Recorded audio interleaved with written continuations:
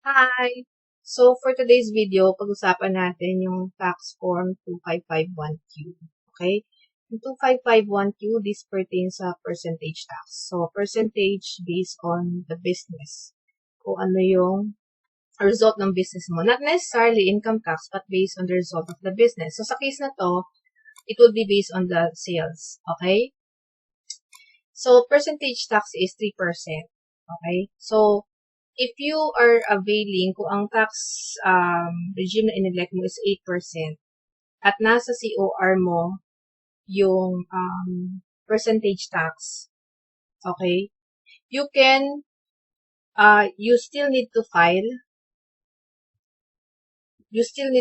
the 2551 tax form offline, pero zero amounts. However, if hindi ka nag-opt for 8%, halimbawa either you selected or opted for 40% yung OSD yung tinatawag, OSD, or yung itemize, either BMBE ka or hindi, you will still have to pay yung percentage tax. Okay? So, sa case to, quarter 1, kasi the process will be the same across all quarters. So, ito, 620 times 0.03. So, 18,640. So, we'll go to offline and we'll choose 2551. Yan, 2551Q version 2018.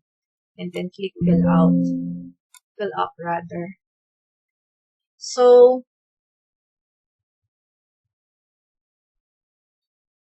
we select calendar year. Halimbawa, first quarter ha, kasi sinelect natin first quarter. And then amended return, no. What else? Kasi auto-populated na yung iba eh. Tapos ito, example, 8% ang pinili mo. If you selected 8%, and then, what you'll do, which you'll notice, is, hindi mo to makiklik na. Hindi mo na siya makiklik.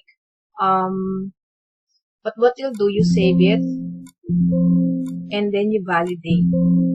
Okay? So, ang gagawin mo, when this, tapos ka na rito, okay na siya. What you'll do, you have to get a copy of this one. Either you print it, or you take a snapshot of this one, like which I normally do. Snapshot ko siya, like for example, ganyan, okay. Tapos, copy, isisave ko siya sa Word. Okay, lahat pages na gagawin ko. So, yung part siya. Tapos, once kasi na sinend mo to, kinlik mo submit final copy, may confirmation ka marireceive dito sa email address na ninominate mo. And you have to wait for that. And then once you receive yung confirmation, yun din, i-screenshot mo. And then, i-attach mo siya dito sa Word na sinave mo yung original, yung 2551 para may trail. So, meron kang tax form, tapos may confirmation ka yung susunod. Alright? So, ganyan yung way to document yung 2551 na filing. Kasi, there are instances na magtatanong halimbawa, BIRs mo, ba kayo, sabihin mo, nag-file ako, sasabihin sa'yo ni BIR, asan yung proof? Diba? So, the burden of proof lies sa taxpayer. So, yung ganyan ganyan yung gagawin. Yung, so, sunod yan. Alright? And then, ilagay nyo ng file name and save it to your laptop. So, yun yung isang scenario na pag nag-elect ka ng 8%. What if hindi ka nag-elect ng 8%? In-elect mo is 40% or itemized deduction, either BMBE ka or hindi. So, this is how it works. So, same scenario lang din. Click mo lang i-edit.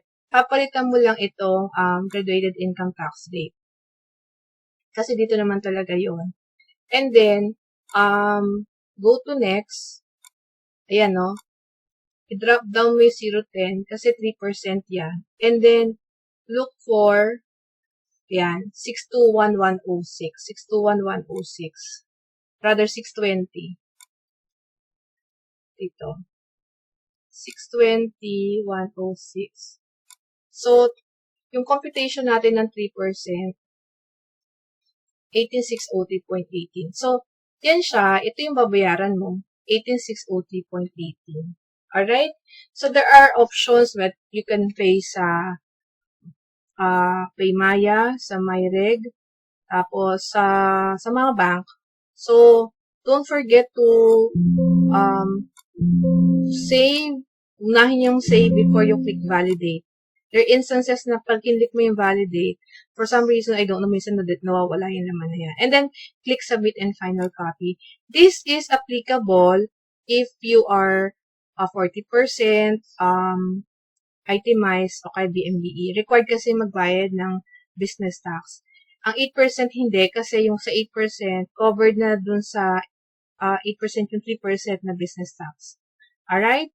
So, pretty easy for 2551. Huwag yun ang kakalimutan hindi mag-pay on time, which normally ang deadline nito is 25th day of the following the close of the quarter. For example, January, February, March ang isang quarter, due ang payment nito sa April 25.